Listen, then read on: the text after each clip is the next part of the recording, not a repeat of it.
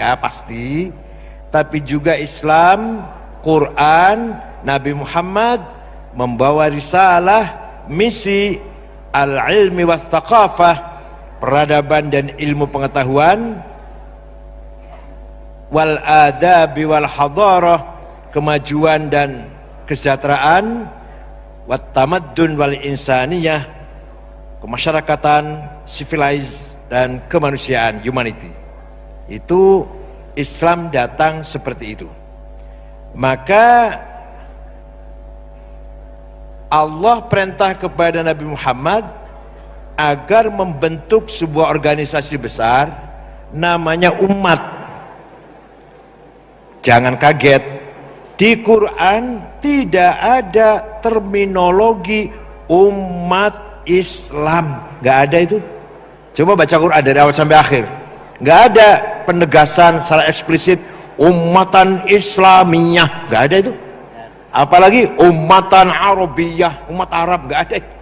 Yang ada, yang kita temukan, wa kadzalika ja'alnakum ummatan wasata litakunu syuhada'a 'alan nas wa yakuna ar-rasulu 'alaikum syahida. Saya jadikan kamu Muhammad agar kamu membentuk sebuah umat, ummatan wasaton, umat yang berkualitas, keren, berperan, moderat. Litakunu syuhada'a 'alan nas, agar hadir di setiap lini sebagai berperan di tengah-tengah masyarakat. Syuhudan dinian, peran agama. Syuhudan thaqafiyan, adabiyan, hadariyan, ijtimaiyan, madaniyan, insanian, peran peradaban, peran budaya, peran kemasyarakatan, peran kemanusiaan. Di belakang ada, paling belakang tapi paling disenangi orang, syuhudan siasian, peran politik. Belakang sendiri tapi Pak Irwan paling seneng ya, peran politik paling seneng ya. paling menggegerkan kita itu. Nah, kenapa Quran tidak secara eksplisit menyebut umat Islam? Karena Quran menekankan kepada peran, kualitas, capacity, bukan legal formal, bukan merek, bukan nama umat Islam. Kalau tidak berkualitas malah memalukan.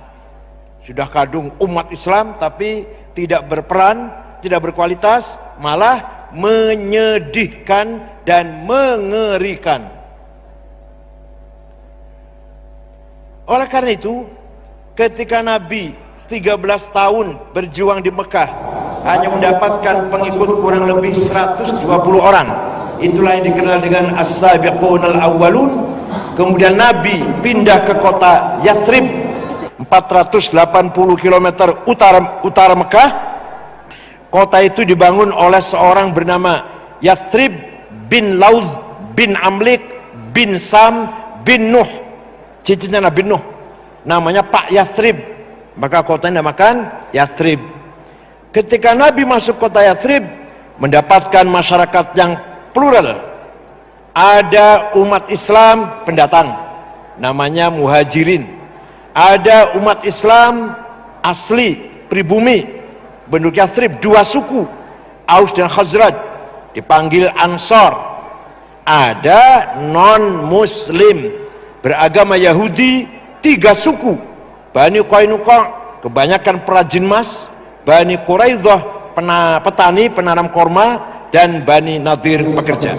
Pelarian dari Sinai ketika Nabi Musa wafat, Nabi Harun wafat, Nabi Yusha wafat, Bani Israel bercerai-berai, kebanyakan ke Eropa, tiga suku ke kota Yathrib yang keturunannya jumpa dengan Nabi Muhammad. Nah, melihat masyarakat yang plural majmuk itu, Nabi menetapkan Bismillahirrahmanirrahim. Hadza kitabu Muhammad. Ini keputusan Muhammad.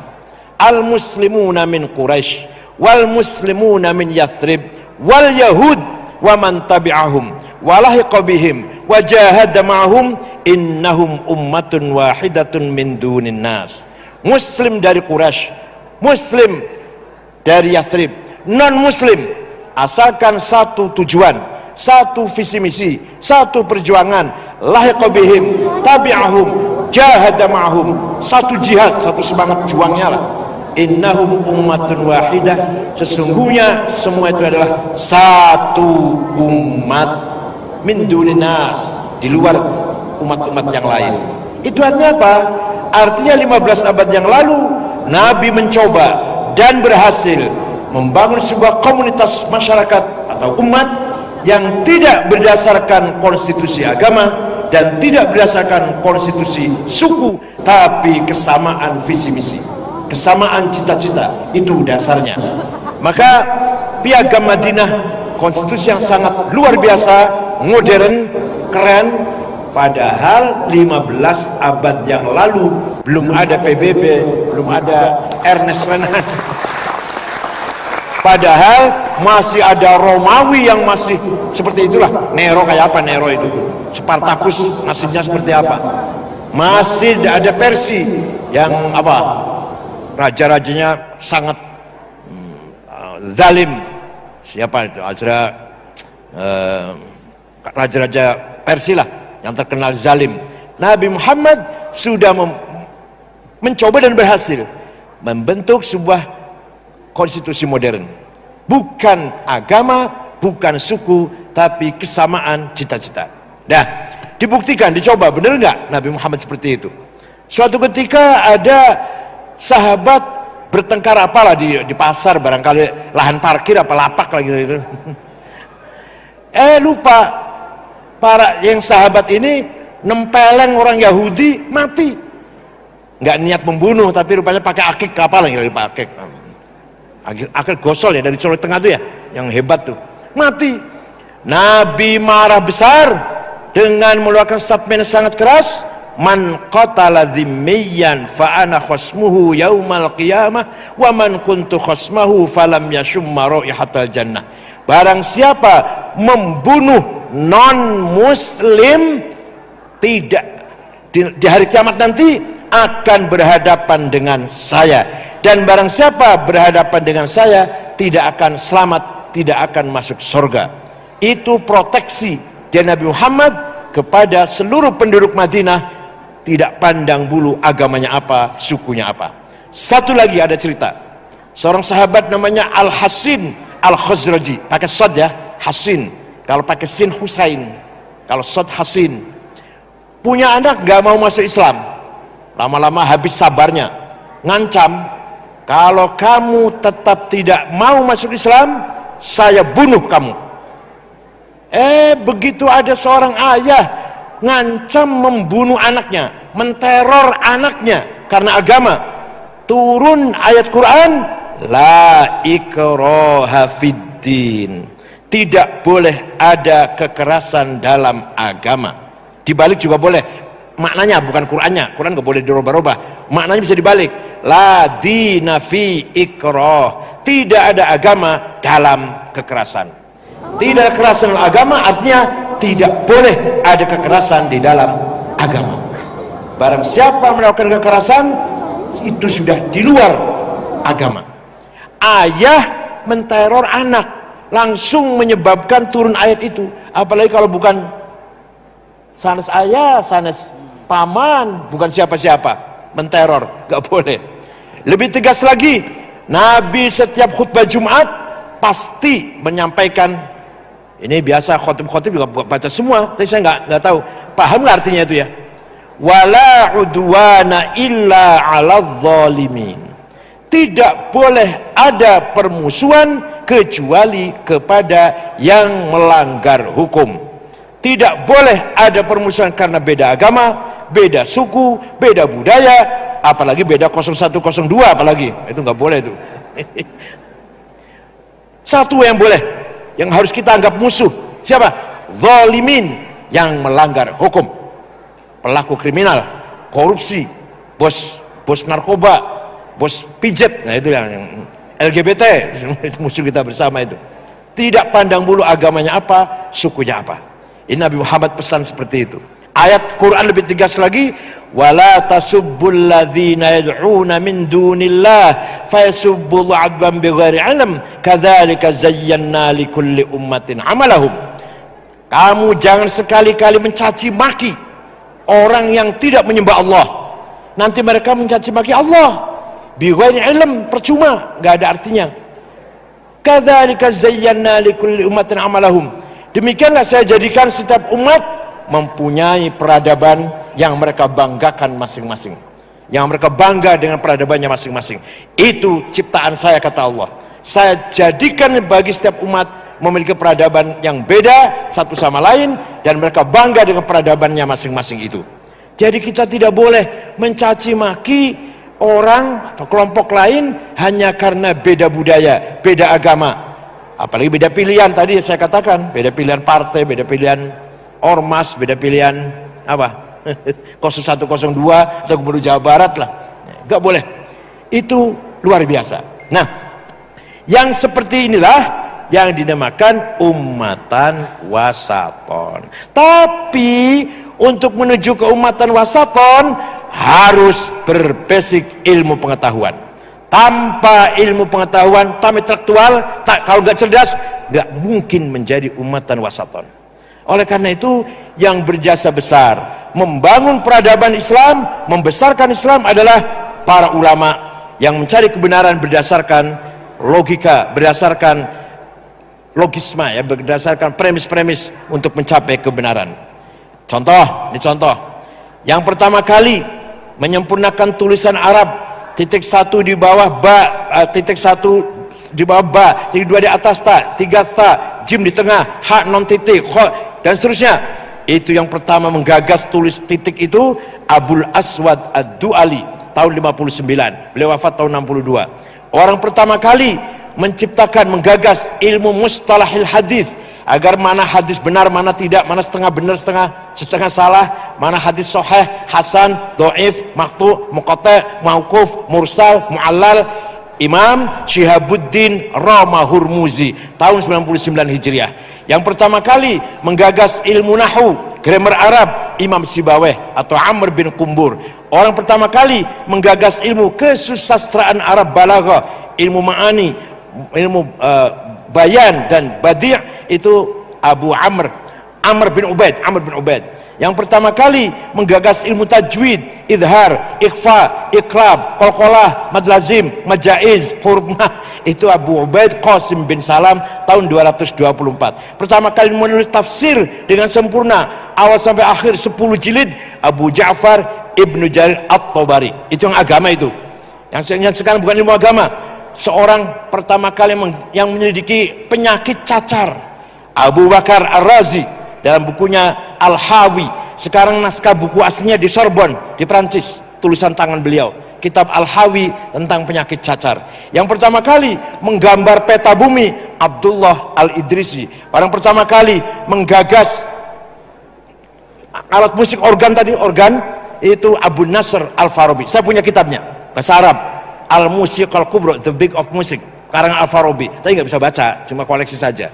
Yang pertama kali menyelidiki ruang angkasa, Abdurrahman bin Hawqal. Yang pertama kali menggagas matematik, Jabir bin Hayyan Al-Azdi, lahir tahun 100, wafat tahun 161, murid daripada Imam Ja'far As-Sadiq.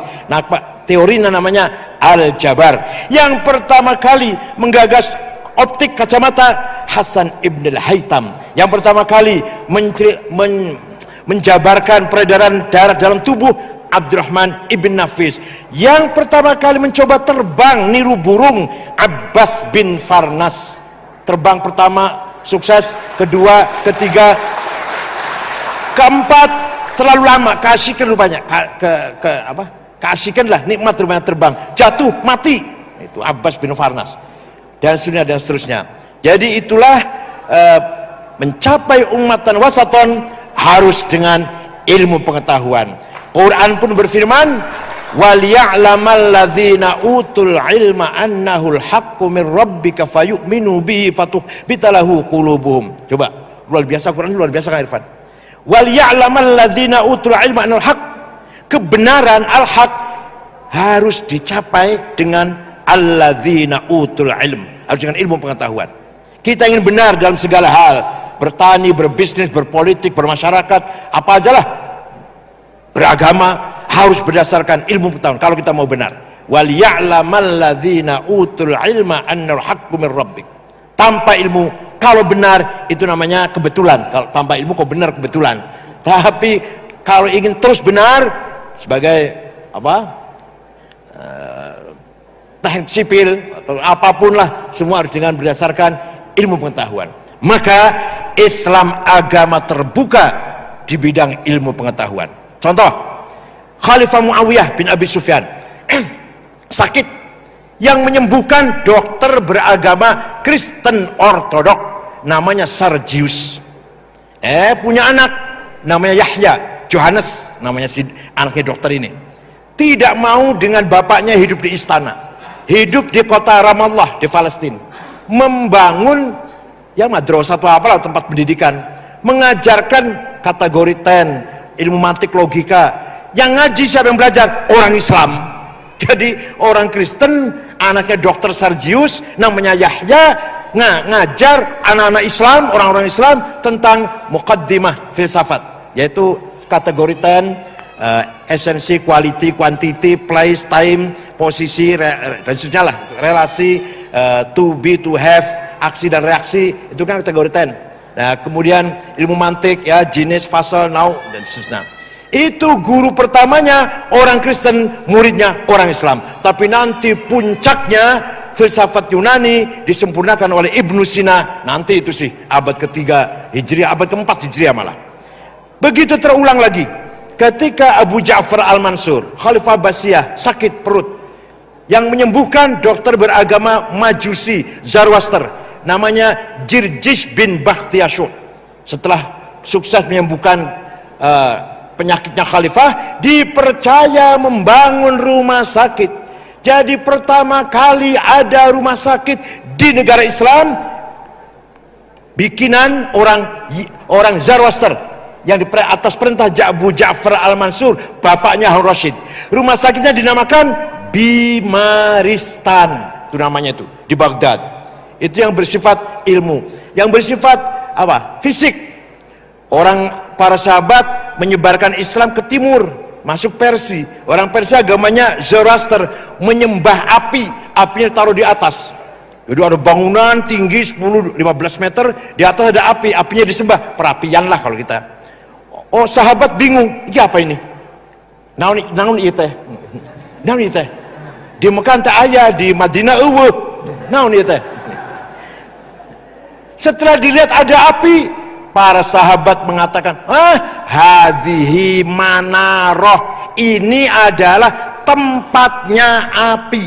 Nar itu api, manaroh tempatnya api. Apa kata sahabat? Apinya dibuang, tapi bangunannya kita lestarikan untuk sebagai monumen di masjid.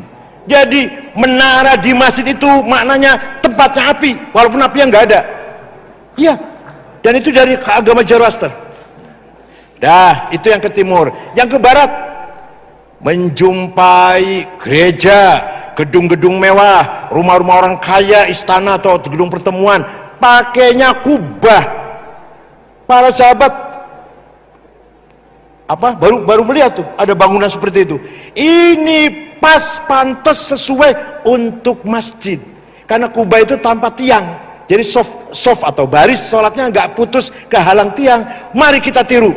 Jadi kubah dari gereja Romawi, menara dari Zoroaster Persia. Dikira dari mana? Nah, begitu pula. Nah, makanya itu kecerdasan, namanya kecerdasan dalam membangun umatan wasaton. Satu lagi, umat Islam itu harus tasamuh tadi, toleran. Itu toleransi tidak mungkin terwujud kalau tidak akhlakul karimah. Jadi wasatiyah harus cerdas, intelek, toleransi, berakhlak, berbudaya, berakhlakul karimah. Islam datang ke Nusantara ini dibawa oleh orang-orang sufi, bukan panglima perang. Pertama kali Islam datang kemari namanya Syekh Ahmad Subakir. Ahmad Subakir jumpa dengan Ratu Sima, Ratu Kalingga di Jepara, bersahabatlah, berkenan. Maka Ratu Sima mendapatkan masukan dari Ahmad Subakir tentang keadilan, bagaimana pemimpin yang adil. konon katanya, percaya boleh nggak boleh ya, ini konon katanya, makhluk jahat yang di Jawa ini dirantai kemudian dibuang ke Laut Selatan. Kecuali ada dua makhluk halus yang tidak jahat dan tidak mengganggu Islam tapi nggak masuk Islam, namanya Sang Hyang Semar dan Sang Hyang Togog. Percaya boleh nggak apa-apa, ini tuh ngajak. Kuburannya yang benar di Wajo, Sulawesi. Banyak kuburannya di Syekh Subakir, banyak yang benar di Wajo. Kedua, Syekh Riasiddin Nisaburi, datang dari Sabur, Persia, membawa ke Jawa, membawa kitab Al-Asror, kitab rahasia, diajarkan kepada Raja Jayabaya Doho Kediri, diterjemah bahasa Jawa. Syekh Riasiddinnya meninggal dunia, malah itu terkenal dengan ramalan Joyoboyo. Itu beraslinya Kitabul Asror, kitab rahasia. Jadi ramalan yang akan datang akan begini itu sebenarnya aslinya kitab Arab itu, dibawa Syekh Riasiddin. Setelah diterjemahkan diajarkan kepada Raja Doho Kediri Jayabaya, terkenal dengan ramalan Joyoboyo. Itu pertama. Kemudian tahun 1410 ada di Rengas Dengklok, Kerawang, ulama dari Cina namanya Hasanuddin. Suaranya enak baca Quran, maka disebut Syekh Kuro, dipanggil Syekh Kuro, Qori lah. Raja Siliwangi, Raja Pajajaran marah ada agama baru, berangkat ke Rengas Dengklok, saya bunuh. Itu apa itu agama baru ini? Sampai di sana, Bu, ada muridnya sedang ngaji Quran, suaranya enak, lagunya merdu, kutilang, kuning tinggi langsing. Ini yang carinya sulit ini. Kalau sebaliknya banyak sebaliknya. Kalau yang kutilang sulit carinya. Kalau sebaliknya gampang itu. Raja Siliwangi yang tadi mau membunuh, kelepek. Saya kawin saja, silakan, tapi bapak harus masuk Islam. Oh, udah gampang masuk Islam, syahadat. Ada mas kawinnya, saya mau apa, saya carilah tasbih mas kawinnya. Saya cari di pasar, nggak ada, entah aja di pasar. Di mana? Di Arab sana. Dan saya terbang ke sana. Sang sudah ngebet, sudah ngebet ya. Begitu keluar dari rumah pinggir laut, baca hong, biasanya terbang, biasanya macet. Sekali lagi hong, nggak terbang, hong, macet. Kata Syekh Kuro, kalau kau mau terbang, Bismillahirrahmanirrahim, hong, betul dibaca itu, Bismillahirrahmanirrahim, hong, terbang. Percaya boleh nggak apa-apa ini. Tidak lama pulang bawa tasbih, terjadilah pernikahan antara Raja Siliwangi, Raja Pajajaran dengan Subang Larang. Nanti akan, konon katanya Islamnya nggak serius, nggak tenanan, nggak sungguhan Islamnya, tapi nanti punya anak Syekh Rahmat Suci atau Prabu Kian Santang yang akan mengislamkan seluruh Jawa Barat, sampai seluruh Jawa Barat masuk Islam kecuali Patih Pucukumun dengan tetap agamanya Sunda Wiwitan Karuhunan di Malimping dengan suku Badui. Dan kedua anaknya namanya Syekh Somadullah, yaitu Ki Kuwusangkan Cirebon.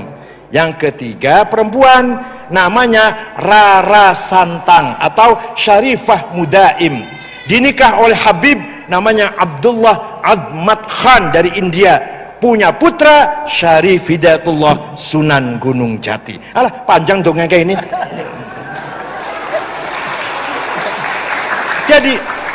Jadi Islamnya orang Jawa Barat bukan karena takbir, nggak ada. Takbir nggak ada itu. Islamnya karena Raja Siliwangi klepek melihat Subang Larang, udah. Dia karena perempuan cantik, udahlah. Ya, Islam Jawa Barat ini. Begitu pula Jawa Timur. Raja Majapahit kelima, Brawijaya kelima, namanya Kertabumi, punya istri 600 istrinya.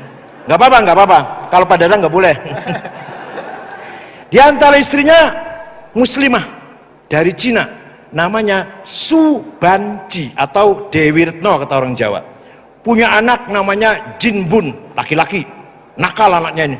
Nakal, diusir dari istana, keluar dari istana, Mojokerto kan, jalan ke timur masuk Ampel Denta Surabaya. Jumpa dengan seorang ulama besar, Syekh Rahmatullah alias Sunan Ampel bin Ibrahim As-Samarqandi yang mendarat di Kecamatan Palang Tuban dengan bawaan dua anak, Ali Murtado dan Rahmatullah. Masuk Islam si Jinbun, namanya diganti Abdul Fattah. Belajar agama Islam 5 tahun, hafal Quran. Permisi pada gurunya, Syekh, saya anak raja, harus jadi raja. Silahkan saya doakan, kata Syekh Rahmatullah. Ringkas cerita ini, kalau nggak ringkas ini 2 tahun cerita begini, dikira gampang apa? Berdirilah pertama kali kerajaan Islam di Pulau Jawa, Demak Bintoro. Rajanya Raden Abdul Fattah alias Jinbun, putra Brawijaya V. Bapaknya kaget, anaknya jadi raja Islam. WA ke anaknya satunya, yaitu Prabu Aryadillah di Palembang, Sriwijaya. Dulu namanya bukan Palembang, namanya Kukang dulu, bahasa Cina itu. Kukang itu pelabuhan besar. Nah, saudara kamu Jinbun jadi raja Islam, bagaimana pendapat kamu? WA-nya di reply, ayahanda yang saya hormati, mohon maaf, saya sendiri sudah lama masuk Islam. Nama saya sekarang bukan Aryadillah, tapi Fatahillah. Bapaknya kaget, ini anak jadi Islam semua. Anak orang Jawa berbondong-bondong ikut Demak meninggalkan Majapahit. Kenapa? Ingin dipanggil santri. Santri itu bersih, berbudi pekerti luhur, jujur, gak pernah bohong, janji tepat. Santri dulu tapi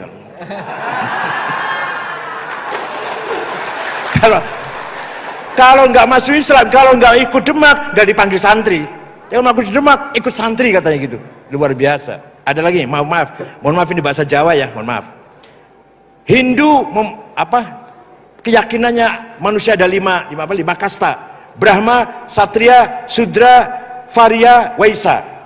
Yang 3 ini, Sudra, Varya, Waisa, tidak boleh menggunakan kata ingsun, aku, nggak boleh. Yang boleh apa? Kaulo alit, jongos kecil. Aku raja, aku. Salaman nggak boleh tangan, dengkul, lutut yang dicium. Orang kecil datang ke sampai sekarang di Raja Jogja masih. Kalau rakyat kecil salaman dengan Hamengkubuwono tuh dengkulnya yang dicium, bukan tangan. Nggak sopan kalau tangan, dengkul. Nah, para wali datang, para ulama datang ngajarin nawaitul wudu'a, niat sopo ingsun usolli fardhu zuhri, niat sholat sopo ingsun, gitu ya. Orang Jawa kaget, seumur-umur baru boleh ngomong ingsun kalau masuk Islam. Kalau nggak masuk Islam sampai kiamat kurang 2 hari nggak bisa ngomong ingsun. Akhirnya orang Jawa masuk Islam karena ingin ngomong. Ada lagi. Kiai jalan-jalan, ada orang sesajen nasi sekepel di pojok rumah. Tanya, apa ini? Sesajen Kiai. Untuk apa? Mengusir roh jahat, tuyul, dedemit, babi ngepet, supaya lari lah. Kata kiainya, potong kambing, kamu kan kaya, potong kambing 1, masak beras 15 kilo lah. Jadi 30 piring, 30 daging, 30 lauk lah. Kiai udah beres, 30-40 piring dan 40 lauknya. Ditaruh pojok mana, di bawah pohon mana, di pintu gua mana, di gunung mana naruhnya ini. Bukan ditaruh pojok, ditaruh bawah pohon, di perempatan, bukan. Dimakan oleh tetangga atau fakir miskin. Tapi sebelum makan kamu berdoa pada Allah. Minta apa? Minta kamu selamat, anakmu selamat, istrimu selamat, hartamu selamat, hidupmu selamat, matimu. Maka namanya bukan sesajen, tapi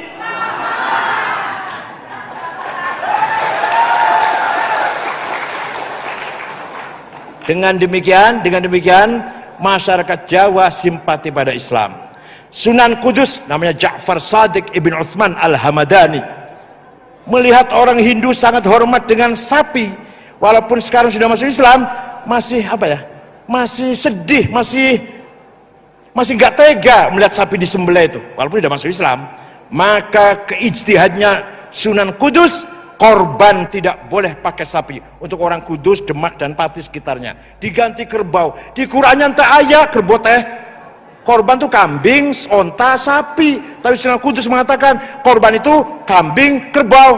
Sampai sekarang di Kudus, Bu, kalau ibu ke Kudus nggak ada soto sapi, yang ada soto kerbau. Silakan ke Kudus sampai sekarang.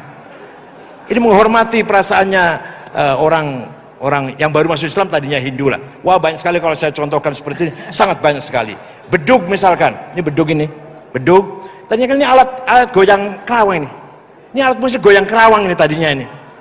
Oleh para kiai, bedug nggak dilarang, goyang kerawangnya yang dibuang, dipindah ke masjid, malah untuk tanda masuk sholat. Ya Allah, inilah yang saya maksud dengan Islam Nusantara.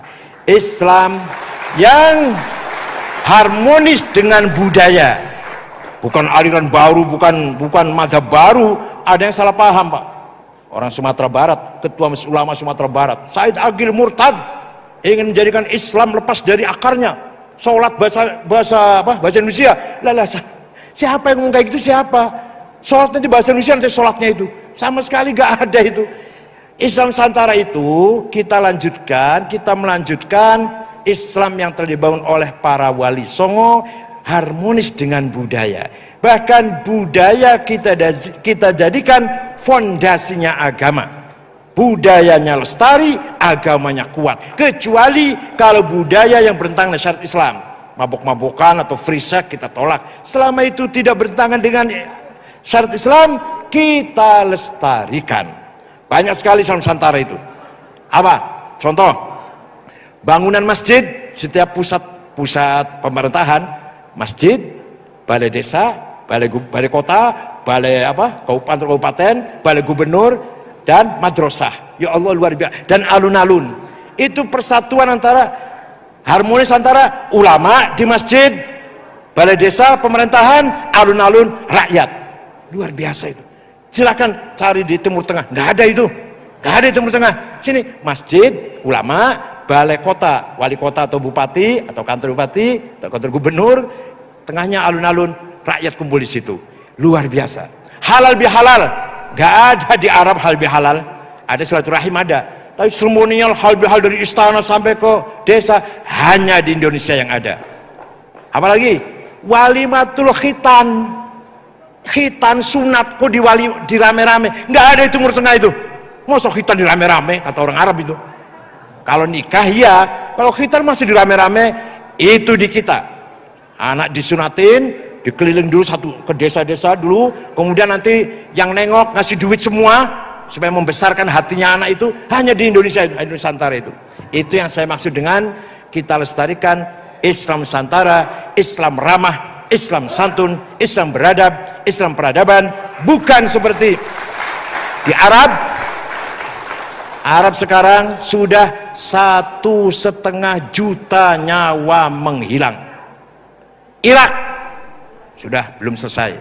Afghanistan 100% Muslim, 97% Sunni, 3% Syiah, cuma 7 suku. Ya Allah.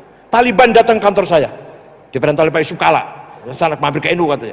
Taliban 13 orang, ada yang namanya Bardar, pernah dipenjara Guantanamo sampai 11 tahun. Ada yang namanya siapa lagi, penjara Pakistan sekian tahun. Saya bilang kalau Indonesia di kita sini, dulu waktu rapat BPUPKI tanggal 18 Agustus 45, Pancasila ketuhanan Maha dengan kewajiban dan syariat Islam bagi para pemeluknya. Yang dari Indonesia Timur yang Kristen gak setuju. Ini nanti jadi negara Islam ini kalau ada ini embel-embel 7 kata ini. Maka Kiai Wahid Hasyim, bapaknya Gus Dur, pulang ke Tebu Ireng, ke Jombang. Belum ada WA waktu itu, dia pulang. Lapor pada ayahnya Kiai Hasyim Asy'ari, gini. Sebentar ya, nanti malam saya sholat istikharah. Paginya kata Kiai Hasyim Asy'ari, Wahid, saya setuju, NU setuju, 7 kata piagam Jakarta dihilangkan. Asal ada Kementerian Agama sebagai manifestasi syariat, walaupun nggak utuh.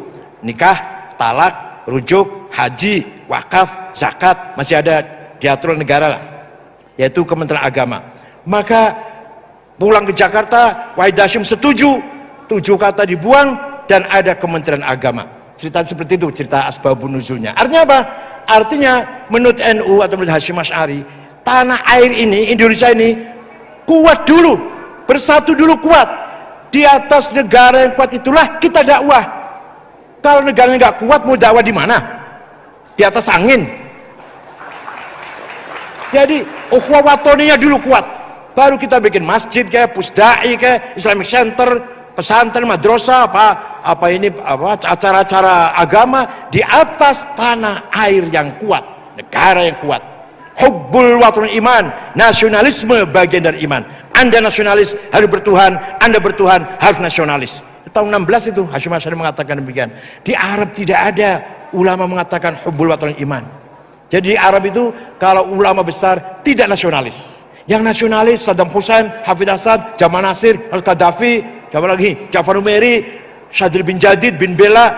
Nasionalis bukan aktivis Islam. Yang Islam Yusuf Qaradawi, Muhammad Ghazali, Said Qutb, ulama besar tidak nasionalis. Di kita ulama dan aktivis nasionalis Hasyim Asy'ari, Muhammad Dahlan, Agus Salim, Kahar Muzakir dan seterusnya. Itulah keberhasilan founding fathers kita dulu. Kita tinggal melanjutkan, membangun, memperkuat bagaimana Islam beradab, Islam berkemajuan, tapi tidak tercerabut dari akar Islam Nusantara yang telah jelas berhasil membangun peradaban Islam di masa lalu. Syukran wa dumtum.